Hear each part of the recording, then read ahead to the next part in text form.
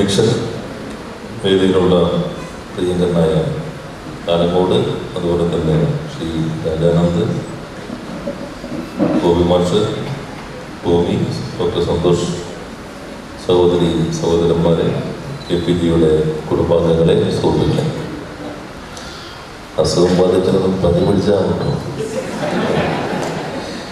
പനിയത്തിന് കടുപ്പമായി പോയെന്നുള്ളൂ. അതുകൊണ്ട് പ്രസംഗം തുടങ്ങിയിട്ടില്ല. ഇവിടെയാണെങ്കിൽ നേരത്തെ ഗോപി മാഷ് സൂചിപ്പിച്ചതുപോലെ നല്ല പ്രാസംഗികരായ 2 പേർ വേദിയിൽ ഉദ്ഘാടനത്തിന് മുമ്പ് തന്നെ പ്രസംഗിക്കാൻ കഴിയാവുന്ന രൂപത്തിൽ സന്നിഹിതരാണ്. സോ ബേബി പറവൂര് ഒരു പരിപാടി കഴിഞ്ഞ് ഒരു കുടുംബ സംഗമം രാവിലെ 6 മണിക്ക് തുടങ്ങിയതാണ് CPM-ൻ്റെ നേതൃത്വത്തിൽ. അതിൻ്റെ ഒരു സമാപന യോഗത്തിൽ പ്രസംഗിച്ച് കൊണ്ട് യാത്ര പുറപ്പെട്ടിട്ടുണ്ട്. അധികം വൈകാതെ തന്നെ ഇവിടെ എത്തിച്ചേരും. KPG-യുടെ ജന്മശതാബ്ദി നല്ല രീതിയിൽ ആഘോഷിക്കുന്നതിന് നേതൃത്വം നൽകിയ സംഘാടക സമിതിയെയും അതിനാവശ്യമായിട്ടുള്ള ഊർജം പകർന്ന അദ്ദേഹത്തിൻ്റെ കുടുംബാംഗങ്ങളെയും ഈ സന്ദർഭത്തിൽ ആദ്യമായി തന്നെ ഞാൻ പ്രത്യേകം അഭിനന്ദിക്കുകയാണ്. ആഘോഷങ്ങൾ, അനുസ്മരണങ്ങൾ കേവലമായ ഓർമ്മകളുടെ വീണ്ടെടുക്കലിൻ്റെ സന്ദർഭമല്ല എന്ന് നമുക്ക് എല്ലാവർക്കും അറിയാം. പ്രത്യേകിച്ചും പുരോഗമന രാഷ്ട്രീയത്തിൻ്റെ വക്താക്കൾ കിടന്നുപോയവരെ ഓർത്തെടുക്കുന്നത് അവരുടെ ജീവിതത്തിലൂടെയോ ജീവിതകാലത്ത് നടത്തിയ സംഭാവനകളിലൂടെയോ സഞ്ചരിക്കുന്ന ദൗത്യത്തിനകത്ത് മാത്രം ഒതുങ്ങുന്ന ഒരു പ്രക്രിയയല്ല. അതിനേക്കാൾ അപ്പുറത്തേക്ക് ഒരു അനുസ്മരണം അർത്ഥവത്തായ രാഷ്ട്രീയ പ്രക്രിയയാണ്. അങ്ങനെ രാഷ്ട്രീയ പ്രക്രിയയായി മാറുന്നത് ഇന്നലകൾ ഓർമ്മകളിൽ നിന്ന് ഊർജം സംഭരിച്ചുകൊണ്ട് ഇന്നിൻ്റെ ദൗത്യ നിർവഹണം ഏറ്റെടുക്കുമ്പോൾ മാത്രമാണ്. ഇപ്പോൾ KPG-യെ നാം അനുസ്മരിക്കുന്നത് അദ്ദേഹത്തിൻ്റെ സംഭാവനകളുടെ ഒരു ഭാഗത്തിലൂടെ കടന്നു പോകുന്നതോടൊപ്പം അതിൽ നിന്നെല്ലാം പാഠം ഉൾക്കൊണ്ടുകൊണ്ട് ഇന്ന് എന്തെല്ലാം ദൗത്യങ്ങൾ നമ്മൾ ഒറ്റയ്ക്കും കൂട്ടായും ഏറ്റെടുക്കേണ്ടതുണ്ട് എന്ന് തിരിച്ചറിയുകയും അതിന് സന്നദ്ധമാവുകയും സമർപ്പണത്തോടുകൂടി പ്രവർത്തിക്കുകയും ചെയ്യുമ്പോഴാണ് അനുസ്മരണം അർത്ഥവത്തായ ഒരു രാഷ്ട്രീയ പ്രക്രിയയായി വികസിക്കുന്നത്. KPG-യുടെ ജീവിതത്തിൻ്റെ ഒരു ചുരുക്കം ഇവിടെ ഗോപി മാഷ് പറഞ്ഞു. അദ്ദേഹത്തിൻ്റെ കൃതികൾ ഇവിടെ അവതരിപ്പിക്കപ്പെടുന്നുണ്ട്. കാലങ്ങോട് അതുപോലെ തന്നെ അദ്ദേഹത്തിൻ്റെ സംഭാവനകളെ കുറിച്ച് സംസാരിക്കും. ഞാൻ അത്തരം കാര്യങ്ങളിലേക്കൊന്നും കിടക്കണമെന്ന് ഉദ്ദേശിക്കുന്നില്ല. കേരളത്തിലെ കമ്മ്യൂണിസ്റ്റ് പാർട്ടിയുടെ വളർച്ചയിൽ ചെറുതും വലുതുമായ സംഭാവനകൾ നൽകിയിട്ടുള്ള ഒത്തിരിയേറെ വ്യക്തിത്വങ്ങളുണ്ട്. ഇപ്പോൾ പുന്നപ്ര വയലാർ ചരിത്ര സമരത്തിൽ രക്തസാക്ഷിത്വം വരിച്ചവരാരൊക്കെയാണ് എന്ന് ചോദിച്ചാൽ ഒരു പാഠപുസ്തകത്തിൽ നിന്നും അവരുടെ പേരുകൾ നമുക്ക് കണ്ടെത്താൻ കഴിയില്ല. പേര് പോലും നൽകാൻ ഇടവേളയില്ലാതെ ജീവിതവും ചോരയും ചരിത്രത്തിൻ്റെ പുസ്തകത്തിലേക്ക് സംഭാവന നൽകിയ രക്തസാക്ഷികളാണ് പുന്നപ്ര വയലാറിൻ്റെത്. അതുപോലെയുള്ള ഒത്തിരിയേറെ രക്തസാക്ഷിത്വങ്ങളുണ്ട്. ഇപ്പോൾ KPG-യെ പോലെയുള്ള ആളുകൾ സ്ഥാനമാനങ്ങൾക്കോ പദവികൾക്കോ പുറകെ പോകാതെ പാർട്ടി ഏൽപ്പിച്ച ഒരു ദൗത്യം സമർപ്പണത്തോടുകൂടി നിർവഹിച്ചിട്ടുള്ള വ്യക്തിത്വങ്ങളുണ്ട്. ഒരുപക്ഷെ പാർലമെന്ററി രംഗത്ത് പ്രവർത്തിച്ചിരിക്കുന്ന ആളുകൾ, അല്ലെങ്കിൽ പാർട്ടിയുടെ ഉയർന്ന കമ്മിറ്റികൾക്കകത്ത് പ്രവർത്തിച്ചിരുന്ന ആളുകൾ, അവരുടെ എല്ലാം കാര്യങ്ങളായിരിക്കും പെട്ടെന്ന് ആളുകളുടെ ഓർമ്മയിലേക്ക് വരിക. അങ്ങനെയും ഓർക്കുന്ന ഒരു കാലത്താണോ നമ്മൾ ഇന്ന് ജീവിക്കുന്നത് എന്നതിൽ കുറച്ച് സംശയങ്ങളുണ്ടാകും. ഞാൻ ഓർക്കുന്നുണ്ട്, പാർലമെന്റ് മെമ്പറായി പ്രവർത്തിച്ചിരുന്ന ആ സന്ദർഭത്തിൽ ഒരു നാഷണൽ ലോ സ്കൂളിലെ ഒരു കുട്ടി ഇന്റേൺഷിപ്പ് ചെയ്യാൻ അവർ കുറച്ച് സമയം പാർലമെന്റ് മെമ്പർമാരുടെ കൂടെ പ്രവർത്തിച്ച് ഒരു ഇന്റേൺഷിപ്പിന് വേണ്ടി വന്നപ്പോൾ ഞാൻ അവരോട് EMS-നെ കുറിച്ച് ചോദിച്ചു. അപ്പോൾ കുട്ടി EMS-നെ അങ്ങനെ കേട്ടിട്ടേ ഇല്ല.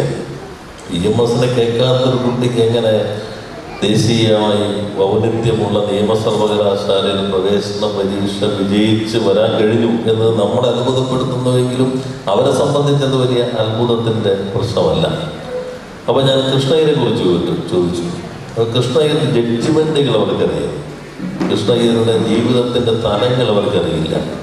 ഇന്ത്യയുടെ ചരിത്രത്തിൽ ജയിലിൽ കിടന്നതിന് ശേഷം ജഡ്ജിയായിട്ടുള്ള ഒരേ ഒരാളെ ഉള്ളൂ, അത് ജസ്റ്റിസ് കൃഷ്ണയ്യരാണ്. അദ്ദേഹം മന്ത്രിയായി ജഡ്ജിയാകുന്ന ആളുകളും ഇനി ഉണ്ടാകാൻ പോകുന്നില്ല. രാഷ്ട്രീയ പ്രവർത്തനം നടത്തി അതും കമ്മ്യൂണിസ്റ്റ് പാർട്ടിക്കൊപ്പം നിന്ന് പ്രവർത്തിച്ച ആളുകളും ഇനിയൊന്നും നമ്മുടെ നാട്ടിൽ ജഡ്ജിമാരാകാൻ പോകുന്നേയില്ല. ജയിലിൽ കിടന്ന ഒരാൾ ജഡ്ജിയാകുന്നത് കേരളത്തിൽ, ഇന്ത്യയിൽ ജസ്റ്റിസ് കൃഷ്ണയ്യർ മാത്രമാണ്. പക്ഷേ കൃഷ്ണയ്യരുടെ ജഡ്ജിമെന്റുകൾ ആ കുട്ടിക്ക് പരിചിതമാണ്. കൃഷ്ണയ്യർ എന്ന വ്യക്തിയുടെ മറ്റു തലങ്ങൾ അവർക്ക് പരിചയപ്പെടേണ്ടതില്ല. അത് പഠിക്കുന്നതിനകത്ത് മാത്രം കേന്ദ്രീകരിക്കുകയാണ്. നമ്മൾ എൻട്രൻസുകളിൽ ഒബ്ജക്റ്റീവ് ടൈപ്പാണ് ശീലിപ്പിക്കുന്നത്. ടിക്കിടുക എന്നത് ശീലിപ്പിക്കുന്ന ഒരു പാഠ്യക്രമത്തിലൂടെ കടന്നു വരുന്നവർ അപ്ലിക്കബിളായിട്ടുള്ള റീഡിങ് മാത്രമാണ്.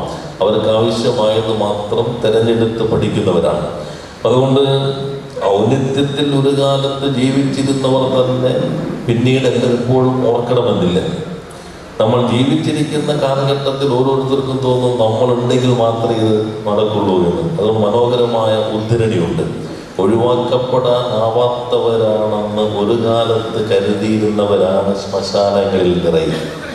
ജീവിച്ചിരിക്കുമ്പോൾ എല്ലാവരും കരുതി നമ്മൾ ഒഴിഞ്ഞു പോയാൽ എന്ത് സംഭവിക്കുന്നത്? ഒഴിവാക്കാനാവാത്തവരാണെന്ന് ഒരു കാലത്ത് കരുതിയിരുന്നവരാണ് ശ്മശാനങ്ങളിൽ നിറയെ. നമുക്ക് തോന്നും അവരില്ലെങ്കിൽ ഒരു വാക്കുമുണ്ടാകും, പക്ഷെ കുറച്ച് കഴിയുമ്പോൾ ആ വാക്കും പതുക്കെ നികത്തപ്പെട്ടു പോകും. അപ്പോൾ വലിയ സംഭാവനകൾ നൽകിയിട്ടുള്ള ആളുകൾ പോലും മറക്കപ്പെടുന്നവരാണ്, അല്ലെങ്കിൽ അധികകാലം ഓർത്തിരിക്കുന്നില്ല. ഓർമ്മകളുടെ ദൈർഘ്യം വല്ലാതെ കുറയുന്ന അതിവേഗ സാങ്കേതിക വിദ്യയുടെ വളർച്ചയുടെ ഘട്ടത്തിലാണ് നമ്മൾ ജീവിക്കുന്നത്. എന്തും തിരയാൻ നമ്മുടെ കയ്യിൽ മൊബൈലുണ്ട്. പറയുന്നതുപോലെ കവിത ഞാൻ ആരങ്ങോട്ടോ പറയുകയാണ്. ഇപ്പോൾ തിരുവനന്തപുരത്ത് സന്യാസിയുടെ സംഭവം നടന്നപ്പോൾ വാട്സപ്പിന് നേരെ ചങ്ങമ്പുഴയുടെ ആശ്രമ മൃഗം എന്ന കവിതയുടെ വരികൾ പതുക്കെ കൈമാറ്റം ചെയ്യപ്പെടാൻ തുടങ്ങി. അപ്പോൾ എന്ത് വേണമെങ്കിലും നമുക്ക് പെട്ടെന്ന് തിരഞ്ഞെടുക്കാൻ കഴിയും. മൊബൈൽ ലോകത്തിലെ ഏറ്റവും വലിയ ഉപകരണമാണെന്നാണ് ലോകബാങ്ക് പറഞ്ഞത്. ചെറിയ മെഷീനാണ്, പക്ഷേ ഏറ്റവും വലിയ ഉപകരണമാണ്. മൊബൈൽ ഉണ്ടെങ്കിൽ നമുക്ക് എല്ലാ ദൗത്യവും നിർവഹിക്കാൻ കഴിയും. നേരത്തെ അച്ചടി മാധ്യമം എന്ന് പറഞ്ഞാൽ അച്ചടിക്കുന്ന മാധ്യമമാണ്. പക്ഷേ മൊബൈൽ അച്ചടി മാധ്യമത്തിന് അച്ചടി ആവശ്യമില്ല. ടെലിവിഷൻ ഒരു ഉപകരണമാണ്, പക്ഷേ മൊബൈലിൽ ടെലിവിഷൻ കാണാൻ ടെലിവിഷൻ ആവശ്യമില്ല. നമുക്ക് മൊബൈലിൽ ടെലിവിഷൻ കാണാൻ കഴിയും. നേരത്തെ പാട്ട് കേൾക്കാൻ ഉപകരണങ്ങൾ ആവശ്യമായിരുന്നു, പാട്ട് കേൾക്കാൻ മൊബൈൽ മതി. ഞാനതിലേക്ക് കിടക്കുന്നില്ല. അത്തരം ഒരു ഘട്ടത്തിലാണ് നമ്മൾ ഇന്ന് ജീവിച്ചുകൊണ്ടിരിക്കുന്നത്. ആ സന്ദർഭത്തിൽ ഓർമ്മകളുടെ വീണ്ടെടുക്കൽ മാത്രമല്ല, ഇത്തരം കാര്യങ്ങൾ ഡോക്യുമെന്റ് ചെയ്യുക പ്രധാനപ്പെട്ടതാണ്. കമ്മ്യൂണിസ്റ്റ് പാർട്ടിയുടെ കേരളത്തിൻ്റെ വളർച്ചയുടെ ഭാഗമായി പ്രവർത്തിച്ചിട്ടുള്ള ഒറ്റയ്ക്കുള്ള വ്യക്തിത്വങ്ങൾ, കൂട്ടായ പ്രവർത്തനങ്ങൾ, പ്രക്ഷോഭങ്ങൾ, പോരാട്ടങ്ങൾ അതെല്ലാം തന്നെ വേണ്ടത്ര രേഖപ്പെടുത്തപ്പെട്ടിട്ടില്ല എന്ന തിരിച്ചറിവിൻ്റെ കൂടി അടിസ്ഥാനത്തിലാണ് കേരളത്തിൽ ഇപ്പോൾ ജനകീയമായ ഒരു ചരിത്ര രചനയ്ക്ക് കമ്മ്യൂണിസ്റ്റ് പാർട്ടി CPIM മുൻകൈ എടുത്തിട്ടുള്ളത്. ആ പ്രവർത്തനങ്ങൾ പ്രാദേശിക തലത്തിൽ ഇപ്പോൾ നടന്നുകൊണ്ടിരിക്കുകയാണ്. ഓരോ പ്രദേശത്തും ഞാനൊരു ദിവസം കോലഞ്ചേരിയിൽ ഒരു പരിപാടിയിൽ പങ്കെടുത്തു. ഒരു 19 വയസ്സുള്ള ഒരാൾ ഓഫീസിൽ വന്നിട്ട് പറഞ്ഞു, എൻ്റെ അപ്പൻ്റെ 100ാം ജന്മദിനമാണ്, സഖാവ് വരണം. ഞാൻ ഈ 100ാം ജന്മദിനത്തിനിപ്പോൾ ഞാൻ വരേണ്ട കാര്യമുണ്ടോ? അല്ല, അത് സഖാവ് വരേണ്ടതാണ്. ഞാൻ അവിടുത്തെ പാർട്ടി ഏരിയ സെക്രട്ടറിയോട് ചോദിച്ചു, ഇങ്ങനെ ജന്മദിനത്തിന് വരണമെന്ന് പറയുന്നുണ്ട്. അത് പോകാം, നമുക്ക് പോകാവുന്നതാണ്. അപ്പം ഞാൻ ജന്മദിന ചടങ്ങിലേക്ക് പോയി. അപ്പോൾ അദ്ദേഹം വേണ്ടത്ര ഓർമ്മ അത്ര ഉള്ള ഇതിലല്ല ഇരിക്കുന്നുണ്ട്. മക്കളെല്ലാവരും ഉണ്ട്. നല്ലൊരു ക്രിസ്ത്യൻ കുടുംബമാണ്.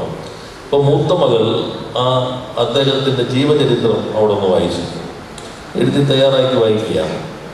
അപ്പോൾ AKGക്കൊപ്പം സമരം നയിച്ച ചരിത്രം, ജയിലിൽ പോയത്, വിമോചന സമരം നടന്ന് EMS സർക്കാരിനെ പിരിച്ചുവിട്ട സന്ദർഭത്തിൽ താടി മുടിയൊന്നും പിന്നീട് വെട്ടില്ല, ഇനി കമ്മ്യൂണിസ്റ്റുകാർ വന്നാൽ മാത്രമേ അത് മുടിയൊക്കെ മുറിക്കുള്ളൂ എന്ന പ്രതിജ്ഞ എടുത്തുകൊണ്ട് തൻ്റെ വീട്ടിൽ തറക്കായി, വീട്ടിൽ നിന്ന് അതിൻ്റെ പേരിൽ ഭാര്യയുമായി പിരിഞ്ഞ് 5-8 കൊല്ലക്കാലം ഈ ചരിത്രം മുഴുവൻ മകൾ വായിക്കുകയാണ്. അവിടെ ഇരിക്കുന്ന പാർട്ടി പ്രവർത്തകർക്ക് പോലും അത് പുതിയ വിവരമാണ്. അവർക്ക് പോലും അത്ര പരിചിതമല്ല. ഈ പ്രായമുള്ള ആളെ കാണുന്നുണ്ട്, കുറച്ചു കാലമായി പ്രവർത്തന രംഗത്തില്ല. ലോനപ്പന്നപ്പാടമ്മ ഒരിക്കൽ പറഞ്ഞു, 2 ദിവസം നിങ്ങളെ കണ്ടില്ലെങ്കിൽ മരിച്ചു പോകുമെന്ന് കരുതുന്ന കാലത്താണ് നമ്മൾ ജീവിച്ചിരിക്കുമെന്ന് എപ്പോഴും ഓർക്കുമ്പോൾ നല്ലതാണ് എന്നൊരിക്കൽ അദ്ദേഹം സൂചിപ്പിക്കുകയുണ്ടായി. അപ്പോൾ കുറച്ചു കാലം കാണാത്തത് കൊണ്ട് പഴയതെല്ലാം ഓർമ്മയിലേക്ക് വരുന്നില്ല. അത്തരം വ്യക്തിത്വങ്ങൾ നിരവധി നമ്മുടെ നാട്ടിലുണ്ട്. KPJ പോലുള്ള ആളുകൾ ഇപ്പോഴും ഓർമ്മയിൽ നിൽക്കുന്നത് അദ്ദേഹം എഴുതി വെച്ച വരികളിലൂടെയാണ്. മരിച്ചാലും മരിക്കാത്തത് പുസ്തകം മാത്രമാണ്. ഒരിക്കൽ ചെഗുവേരയുടെ ഇതിനകത്ത് ചെഗുവേരയെ കാണാൻ പാബ്ലോ നെരൂദയോട് ചോദിക്കുന്നുണ്ടല്ലോ, KPJയോട് പലരും ചോദിച്ച പോലെ, നിങ്ങൾ എന്തുകൊണ്ട് പൂക്കളെയും കിളികളെയും കുറിച്ച് കവിത എഴുതുന്നില്ല എന്ന് നെരൂദയോട് ചോദിച്ചപ്പോൾ നെരൂദ പറയുകയുണ്ടായി, വരൂ ഈ തെരുവുകളിൽ രക്തം കാണും. നിങ്ങൾ എന്തുകൊണ്ട് പൂക്കളെ കുറിച്ച് കവിത എഴുതുന്നില്ല? പൂക്കളെ കുറിച്ച് കവിത എഴുതാവുന്ന ഒരു കാലത്തല്ല നാം ജീവിക്കുന്നത്. വരൂ ഈ തെരുവുകളിൽ രക്തം കാണും എന്ന് നെരൂദ പറയുകയുണ്ടായി. അപ്പോൾ നെരൂദയ്ക്ക് വലിയ ആഗ്രഹമായിരുന്നു ചെഗുവേരയെ കാണണമെന്ന്. അദ്ദേഹം ഒളിവിൽ പ്രവർത്തനങ്ങളൊക്കെ നിൽക്കുന്ന സന്ദർഭത്തിൽ ചെഗുവേരയെ കാണുന്നതിന് വേണ്ടി ഒരു പ്രത്യേക സ്ഥലത്തേക്ക് കൊണ്ടുപോയ സന്ദർഭത്തിൽ ചെഗുവേര നെരൂദയോട് പറഞ്ഞു, എൻ്റെ പ്രിയപ്പെട്ട കവി, വെടിയേറ്റ് മരണപ്പെടേണ്ടവനാണ് എന്ന തിരിച്ചറിവോടുകൂടി വിപ്ലവ പ്രവർത്തനം നടത്തുന്നവരാണ് ഞാൻ. ആ ഭരണവർഗത്തിന്റെ വെടിയുണ്ട നെഞ്ചിലേക്ക് തുളഞ്ഞു പോകുമ്പോൾ ചിതറി വീഴുന്ന ചോരത്തുള്ളികൾ ഏറ്റുവാങ്ങാൻ അങ്ങയുടെ കവിതാ സമാഹാരം ഞാൻ എൻ്റെ ഈ പോക്കറ്റിൽ എപ്പോഴും സൂക്ഷിച്ചു വയ്ക്കുന്നുണ്ട്. ഇതാണ് ആ വാക്കുകൾ. കവിതയുടെ ശക്തി അത്രമാത്രം തീക്ഷ്ണമാണ്. കവിതയിലൂടെ വിപ്ലവ പ്രവർത്തനത്തിന് സഹായിച്ചിട്ടുള്ള രണ്ട് ധാരകൾ ഉണ്ടാക്കാം. ഒന്ന്, ബോധപൂർവം വിപ്ലവ പ്രവർത്തനത്തിന്റെ ഭാഗമായി കവിതകൾ എഴുതുന്നവരാണ്, അല്ലെങ്കിൽ സാഹിത്യ സൃഷ്ടി നടത്തുന്നവരാണ്. KPJ ആ പട്ടികയ്ക്കകത്ത് വരുന്നവരാണ്. താൻ കവിത എഴുതുന്നത് പാർട്ടി പ്രവർത്തനത്തിന്റെ ഭാഗമാണ് എന്ന തിരിച്ചറിവോടുകൂടി തന്നെയാണ്. കമ്മ്യൂണിസ്റ്റ് പാർട്ടി കൈകാര്യം ചെയ്യുന്ന പ്രത്യയശാസ്ത്രജ്ഞർ കുറച്ച് ഗഹനമായിട്ടുള്ള കാര്യങ്ങളാണ് എന്നെല്ലാവർക്കും അറിയാം. ചില വാക്കുകൾ കേട്ടാൽ തന്നെ ചിലപ്പോൾ ഉറക്കം വരുന്ന രൂപത്തിൽ കടുപ്പമുള്ള പദങ്ങൾ അധികം ഉപയോഗിക്കുന്നവരാണ് കമ്മ്യൂണിസ്റ്റുകാർ. ചിലപ്പോൾ പ്രസംഗം തുടങ്ങുമ്പോൾ തന്നെ നമുക്ക് ഇവരെപ്പോഴായിരിക്കും നമ്മുടെ ജീവിതത്തിലേക്ക് വരുന്നത് എന്ന് പലരും ഉത്കണ്ഠയോടുകൂടി കാത്തിരിക്കാറുണ്ട്. പലയിടങ്ങളിലൂടെയൊക്കെ കറങ്ങി എപ്പോഴായിരിക്കും നമ്മുടെ ജീവിതത്തിലേക്ക് വരുന്നത്. പക്ഷെ EMS എപ്പോഴും ലളിതമായിട്ടാണ് എഴുതിയിരുന്നത്. ലളിതമായിട്ട് എഴുതാൻ കഴിയണമെങ്കിൽ വിഷയത്തിന്റെ ആഴത്തിലുള്ള അറിവുണ്ടാകണം. എപ്പോൾ അറിവിന്റെ ആഴം കൂടുന്നുവോ അപ്പോൾ എഴുത്തിന്റെ ലാളിത്യം വർദ്ധിച്ചുകൊണ്ടേയിരിക്കും. നമുക്ക് വ്യക്തത ഇല്ലാതാകുമ്പോൾ എഴുതുന്നത് സങ്കീർണമാകും. ആർക്ക് വേണ്ടിയാണ് ഇവർ എഴുതുന്നതെന്ന് എഴുതിയവർക്ക് പോലും സംശയം ഉണ്ടാകുന്ന രൂപത്തിൽ വലിയൊരു എഴുത്തുകാർ നമ്മുടെ നാട്ടിൽ പലരുമുണ്ട്.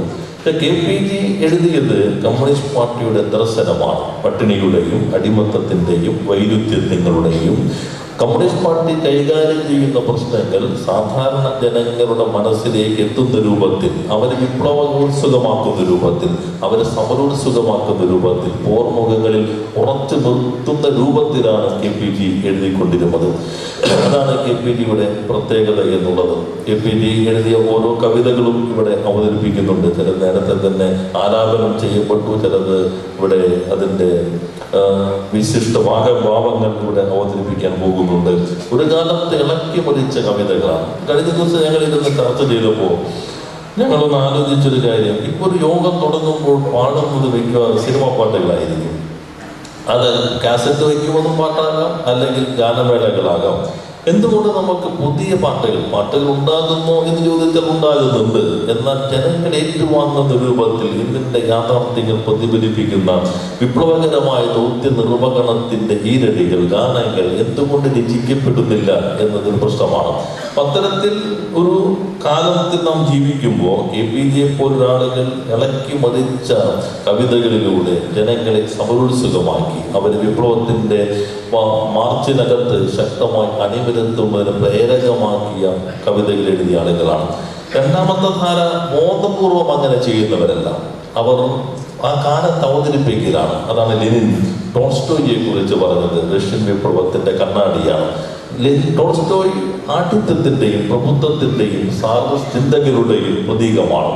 അദ്ദേഹം അവരെ ശക്തമായി പിന്തുണയ്ക്കുന്ന ആളാണ്. പക്ഷേ എഴുതിയതെല്ലാം റഷ്യൻ ജീവിതത്തിന്റെ നേർക്കണ്ണാടിയാണ്. അത് ആ കാലത്തിന്റെ വസ്തുനിഷ്ഠ യാഥാർത്ഥ്യത്തിന്റെ അവതരണമാണ്. വസ്തുനിഷ്ഠ യാഥാർത്ഥ്യം തിരിച്ചറിയുന്നവൻ അറിയാതെ തന്നെ സമരോത്സുകമാകും. ഇതാണ് മാർക്സിന്റെ വായനയിലൂടെയും എങ്ങനെയാണ് എതിർപക്ഷത്ത് നിൽക്കുന്ന ഒരാളും വിപ്ലവകരമായ ദൗത്യ നിർവഹണം നടത്തിക്കൊണ്ടിരിക്കുന്നത് എന്ന് കമ്മ്യൂണിസ്റ്റുകാർ തിരിച്ചറിയേണ്ടതുണ്ടെന്ന് മാർക്സും ലെനിനുമെല്ലാം ഓർമ്മിപ്പിച്ചത്. ഇപ്പോൾ സാധാരണഗതിയിൽ ഇപ്പോൾ വലതുപക്ഷ രാഷ്ട്രീയം പലപ്പോഴും പ്രകടിപ്പിക്കുന്ന ഒരാളാണ് ടി പത്മനാഭൻ. ചിലപ്പോൾ വിവാദങ്ങളിലൂടെ അദ്ദേഹം അത്തരം കാര്യങ്ങൾ പ്രകടിപ്പിക്കും.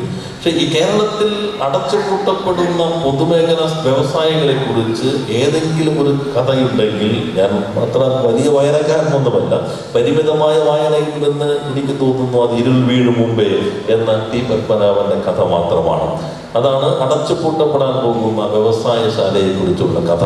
പ്രസംഗത്തിൽ എന്തു പറയുന്നു എന്നതിന്റെ അടിസ്ഥാനത്തിലല്ല എഴുത്തുകാരനെ വിലയിരുത്തുന്നത്, എഴുത്ത് എവിടെ നിൽക്കുന്നു എന്നതിന്റെ അടിസ്ഥാനത്തിലാണ്. എഴുത്ത് ജീവിത യാഥാർത്ഥ്യങ്ങളെ പ്രതിഫലിപ്പിക്കുന്നുണ്ടോ? എഴുത്ത് ഈ കാലഘട്ടത്തെ അഭിസംബോധന ചെയ്യുന്നുണ്ടോ? അപ്പൊ ആ രൂപത്തിലാണ് നാം എഴുത്തുകാരനെ വിലയിരുത്തേണ്ടത്. ഈ രണ്ട് ധാരകളും വിപ്ലവ പ്രസ്ഥാനത്തിന് സംഭാവനകൾ നൽകിയിട്ടുണ്ട്. എന്നാൽ KPG കവിത എഴുതുക മാത്രമല്ല, സഖാക്കൾക്ക് പാർട്ടി ക്ലാസുകൾ നടത്തിയ, പാർട്ടി കെട്ടിപ്പടുക്കുന്നതിന് വേണ്ടി കൂടി ജീവിതം മാറ്റിവെച്ച ആളാണ്. പത്രഭാഗങ്ങൾ കൂടി നാം ഈ വീണ്ടെടുക്കൽ വരേണ്ടതുണ്ട്. കവിത എഴുതുക മാത്രമല്ല KPG ചെയ്യുന്നത്, ആശയ പ്രചരണത്തിന്റെ ഭാഗമായി പാർട്ടി പ്രവർത്തകർക്ക് എന്താണ് കമ്മ്യൂണിസ്റ്റ് ആദർശങ്ങൾ, ആശയങ്ങൾ എന്ന് പഠിപ്പിക്കാൻ കൂടി അദ്ദേഹത്തിന്റെ ജീവിതം വിനിയോഗിച്ചിരുന്നു. മറ്റു കാര്യങ്ങളിലേക്കൊന്നും ഈ സന്ദർഭത്തിൽ ഞാൻ കടക്കുന്നില്ല. ഈ ജന്മശതാബ്ദി നമുക്ക് പുതിയ പ്രവർത്തനങ്ങൾക്ക് ഊർജം നൽകാൻ പ്രചോദനമാകട്ടെ. ഈ കാലം ഒത്തിരിയേറെ ശതാബ്ദികളുടെയും പറഞ്ഞല്ലോ, റഷ്യൻ വിപ്ലവത്തിന്റെ ശതാബ്ദി ഈ വർഷമാണ്. മൂലധനത്തിന്റെ 150-ാം വർഷം ഈ വർഷമാണ്. ഇതാ കാർൽ മാർക്സിന്റെ 200-ാം ജന്മദിനം ഈ വർഷമാണ്. സഹോദരൻ അയ്യപ്പന്റെ ജന്മശതാബ്ദി ഉണ്ട്. അതുപോലെ പല കാര്യത്തിലുള്ള ശ്രീനാരായണ ഗുരുവിന്റെ ജാതിയില്ല വിളംബരത്തിന്റെ ജന്മശതാബ്ദിയുണ്ട്. അതെല്ലാം കേവലം അനുസ്മരണത്തിലൂടെയും ഒരു അനുഷ്ഠാനം പോലെ നിർവഹിക്കേണ്ട ദൗത്യമല്ല എന്നും, ഒരു യോഗത്തിനകത്ത് ഒത്തുചേരുന്നവരിലൂടെ മാത്രം പരിമിതപ്പെടേണ്ടതല്ല എന്നും, ഭാവി ദൗത്യ നിർവഹണത്തിന് ഊർജം സംഭരിക്കേണ്ടതാണ് എന്ന തിരിച്ചറിവ് നമുക്ക് എല്ലാവർക്കും ഉണ്ടാകേണ്ടതുണ്ട് എന്ന് മാത്രം സൂചിപ്പിക്കാൻ ഈ സന്ദർഭം വിനിയോഗിച്ചുകൊണ്ട് KPGയുടെ മരിക്കാത്ത ഓർമ്മകൾക്കും ജീവനുള്ള വരികളുടെയും മുൻപിൽ രക്തപുഷ്പങ്ങൾ അർപ്പിച്ചുകൊണ്ട് ഞാൻ എൻ്റെ വാക്കുകൾ അവസാനിപ്പിക്കുന്നു.